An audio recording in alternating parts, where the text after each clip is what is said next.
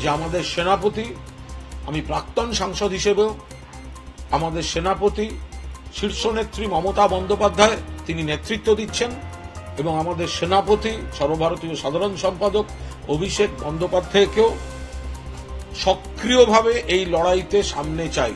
অভিষেক বন্দ্যোপাধ্যায় সক্রিয় নেই। অভিষেক বন্দ্যোপাধ্যায় তিনি সমস্তটা দেখছেন, খবর রাখছেন, লোকসভায় অসাধারণ বক্তৃতা করেছেন, ব্যক্তিগত অবস্থানগুলি টুইটের মাধ্যমে জানাচ্ছেন, ডায়মন্ড হারবারে তাঁর সাংসদ হিসেবে যা করণীয় করছেন। কিন্তু যে ব্যক্তিকে ঘিরে, যে অধ্যক্ষকে ঘিরে বিতর্ক, সন্দীপ ঘোষ, তিনি দোষী না নির্দোষ আমরা জানি না। তিনি কোনো দোষ করেছেন এমন কোনো প্রমাণ আমাদের কাছে নেই এখনো পর্যন্ত, তদন্তকারীরা বলতে পারবেন।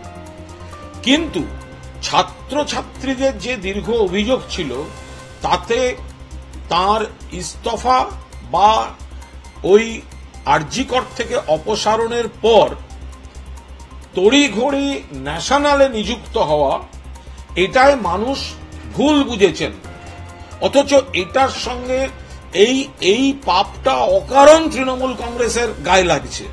সেদিন রাতে যদিও অকুস্থল সেমিনার হল অক্ষত, কিন্তু স্থানীয় প্রশাসনের কোন নির্বোধ ওইখানে গিয়ে পিডব্লিউডি কে কাজ করতে দেয়? মানে কেন, কিসের জন্য, কেন দেবে? তার সঙ্গে তথ্য প্রমাণ লোপাটের কোনো সম্পর্ক নেই, কিন্তু অকারণ আমরা বিরোধীদের এটা দিয়ে প্রচার করার সুযোগ দিলাম। এটা সম্পূর্ণ ভুল সিদ্ধান্ত হয়েছে।